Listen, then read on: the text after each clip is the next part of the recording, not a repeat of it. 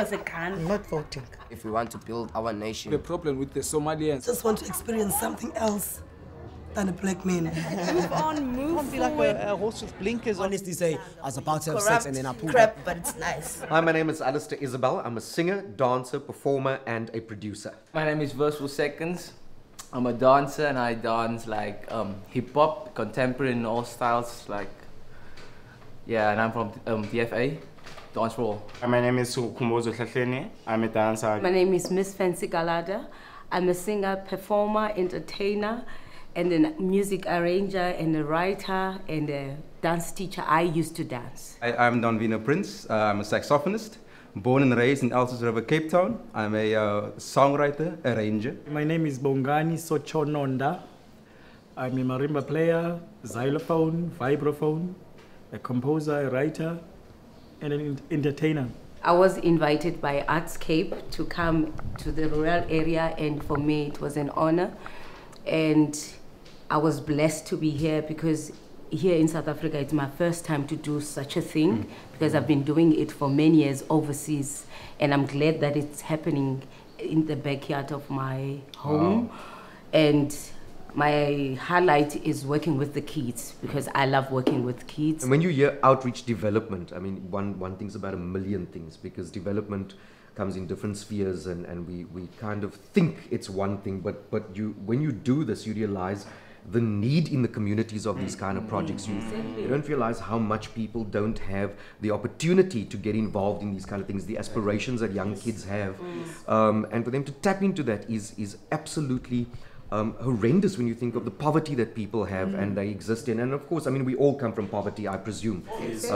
And when I think of the steps that I had to om die trappe te deur te gaan in my lewe, I was very blessed and privileged to work with the kind of luminaries that I worked with: David Kramer, the late Tali Peterson, Sophia Foster, Terry Fortune, Basil Apollos, all these people who were in the industry, and we were 5 and 6 years old when we started, and we didn't have the opportunities for outreach programs to come to us and all that. It was either you were talented and the opportunity presented itself and jy moet aangegaan het. And now you have these wonderful magical things that Artscape and Kunstekaap particularly orchestrates, and I think Marlene LaRue should be commended, and the team of Artscape, for continuously getting involved in this kind of thing. It is a great initiative indeed. I think living in the cities makes us a bit naive because we tend to think that everything revolves around city life. We don't know what goes beyond the city life. And when my first rural outreach program I did was in 4 years ago. And I realized that there's a lot of people who are not exposed to many things, such as art. You know, their lives are just about going to school and then head cattle or, you know, do farming. Some of them don't even have access to televisions, you know, which is the reason why when we come to these rural areas, people are so overwhelmed and they enjoy it so much that they don't want us to leave. Yeah. You know, because things like this come once in a blue moon. Exactly. The fascinating thing about all of us sitting here, I mean, if you think about it, we've been very lucky I mean, with all due respect to the younger ones, that as children, I mean, it was the great thing in family situations where if you could sing and you were 5 or 6 years old, dan moet jy vir almal sing, jy moet vir almal die mense sing as die party comes around. On the table. Whereas in any community outside of a city, a major city, it's like, no, you're not going to perform, but then you must get a proper job, because the entertainment is not going to bring you money. And these productions make people realize that you can have a living, you can make a living, you can support a family out of this if you understand that this is a business, it's an entire business. And for those kids, when they saw us singing on those stages, it was for them like an easy thing to do, but it's not, because standing in front of crowds and performing, it's not an easy thing. And for me, I was fortunate to meet like people like Sis Busi who gave me words, wise words, who said to me, you know, Fancy, when you go on stage, you need to respect the stage. It's a huge responsibility. It's a huge responsibility as a singer. You need to, every time you have butterflies, it means butterflies in your stomach. It means that run away before it's a show. Exactly. I'm leaving now. I'm sure no one will miss me if I leave now. That's the beauty of this project. Yeah. About this outreach project, because the kids see us on stage, but they don't realize what we went through to get to this point. You know, because we went through a lot of struggles. Yeah. When we started out, I chose to play the saxophone when I started in the Christmas choirs. So I had to practice my behind off to get to the point where I am at today. And not just practice, but I had to work to provide for my family and all that stuff that comes with that. So it's quite for us to kind of impart our knowledge into these kids, so they can find and understand what this whole thing is about. Well, this is the thing, is that, I mean, I often, after 30 years of doing this in the industry, I look at it and I do realize, A, the responsibility of having a microphone or presenting anything on stage. And when you try and explain to young people who want to get into the industry, because they think it's glitz and glamour, but they don't realize how many times we've all been in performances where you are so moved by your own performance because you've put every ounce of your existence, your aspirations, your challenges and everything into the lyrics. Because my one thing about singing, because that's what I do, is that someone sat down at some point in their lives to pen these lyrics out of a deep emotion. So when I'm singing that song, I've got to make that song breathe life again. And often there's times that my hair's raising now, where you sit down on a stage, if you happen to sing a song, a beautiful song, and someone's sitting there who probably didn't want to come to the theatre tonight, and there they sit and those words resonate in their lives, and they weep because you have just connected with their circumstances. And it's one of the similarities when it comes to the Afrikaner community and the African community. They, sorry to say, but there's a lot of stereotypes. People are not willing to be open-minded. You know, they sort of live in a box. If you're gay, you're not my son anymore, or you're not my daughter anymore. Kind of disown you. I'm gonna disown you. You know. So what this production managed to do in most communities that we've been to is to break those barriers. Not only racial, but you know, homophobia and you know, in rural areas, and I don't like the word rural areas, so, you know, we always in your plaza, you know, it's that kind of thing. In these communities, when they see the ballet particularly, because there is this thing that is attached, the connotation that when you're a ballet dancer as a male, you are a faggot. And all of a sudden they realize it doesn't matter if you're gay. It's okay. If this is going to allow you to portray your entire being through the art form of ballet, it's okay if you're gay, because your sexual orientation doesn't really come to play. Most of people are saying that to ballet male dancers. Like, I've been to dancing with Cape Town City Ballet. I was taking classes in there, so there's a lot of like gays. So when I'm sitting with the gays, they say like, oh, he's also a gay. So they are just like that. He's one of all us. the time. He's one of us, like that. Although you're straight. And I think that's one of the barriers that this breaks also, particularly in the black community, because in the colored community, to be gay and om die moffie te wees in die familie is quite fine. It's accepted, it's embraced. Then you look at the kind of die regte Afrikaner, and some of them accept it, others are like, my seun, nee, jy gaan nie so wees nie. And these things break those barriers. It's amazing how the different art forms as kind of these different messages, but it all comes down to the same kind of message. They just dancing it, showing it off with their moves, and I'm doing it with my saxophone through music. Alistair's singing, Fiancé singing, and marimba. It's so fascinating, eh? And to see these kids, their mouths are just hanging. And even like you said, the Afrikaan boere guys, they've never seen stuff like this happening in front of their eyes, you know.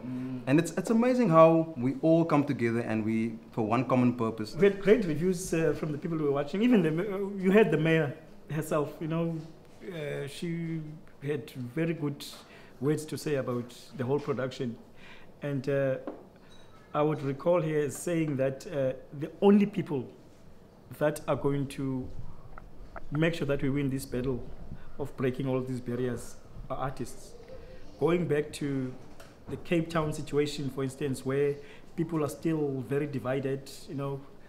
Yeah, of course, there's still a lot of imbalances as far as economy, and because we've sort of turned now to a society where you are either extremely rich and you want to live there with the other rich, or you are extremely poor. There's nothing in between, you know. Yeah, but now it's up to us as artists to make sure that we break those barriers, because at the end of the day, if there's a production at Artscape, all those communities, people from Nyanga, from Mitchell's Plain, from Constantia, from Camps Bay, they all converge and sit together to watch our productions. And that is the only platform where we get to actually spread the message. Of course, after the concert, they all go to their respective areas. When my daughter passed matric 2 years ago, she said she wants to do drama at UCT, and I said, no, that's a no-no.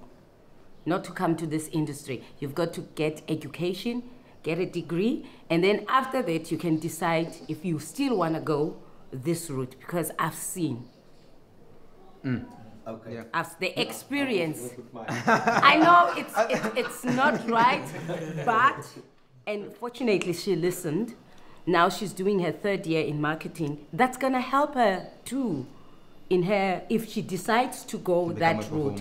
And also help me as a mother, you know, because in this industry, when they knock you, they knock you. Yeah, I think I am as guilty of that, because I wouldn't like my kids to enter the industry first, unless I see there's an enormous passion, because we all know, sitting around this table, it is fickle, it is difficult, it is a constant grinding stone. You have to work on it 24 hours a day. You can't just wait for that gig to happen. But you come across it, but then you don't want your child to come across it. You don't want them to experience the same hardships.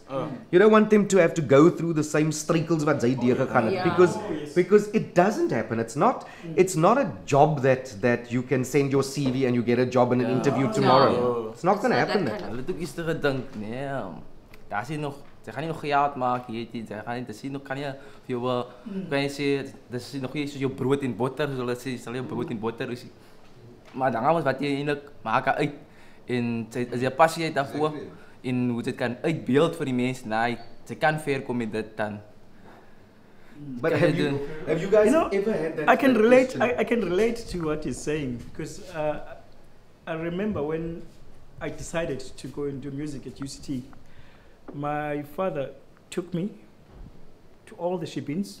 He would enter the shebeen, he would say, see that guy sitting there? He's a musician. Come, let's go to another shebeen. See that one? He plays saxophone. Yeah. You see that lady there, sitting there? She was a dancer. Like, yo, for the call center manager. She wanted me to study IT. So after school, I went straight. I got a job for like 1 year, and then I decided, no, I don't want to do this.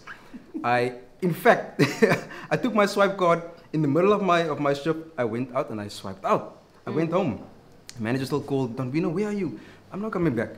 I want to do music as a full-time job. Yeah. So my mother still to this day. Same thing. Donnie, wil jy nie maar nog IT study? At the same time, but don't you have a 200 rand for mommy? So, and you're saying, when you sing, I mean, with that beautiful chorus that says, I sing because I'm happy, I sing because I'm free. I mean, that's eyes on the sparrow. I know he watches me. That's what it's about. So. Oh, you take me home now. In saying that, for me, the magic about these things, and every single performance, that somewhere in that audience there's a person that goes, the possibility exists. Exactly. Yeah. Possibility exists, and I can. It transforms their minds, whatever they perceived as the potential that their lives have, changes that night. My dream is to see a South Africa that is united. My dream is to see a nation coming together as one. My dream is for us not to forget love, not to forget people around us, but to have gratitude of who we are and where we are now.